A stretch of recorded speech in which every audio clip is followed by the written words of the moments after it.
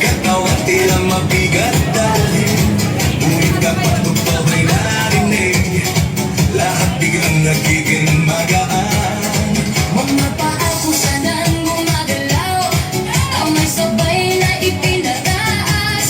Habang tumatagal ang sayawan, lalong gumagaan ang pakiramdam. Bakit summa? Ito ang sagot. Galaw ng katawan, Saya ang abot, pawis ay tumutulo, ngunit ngiti ay tuloy-tuloy. Bakit sumba? tanong ng lahat, Dito gumagaan ang bigat, habang sabay ang bawat galaw.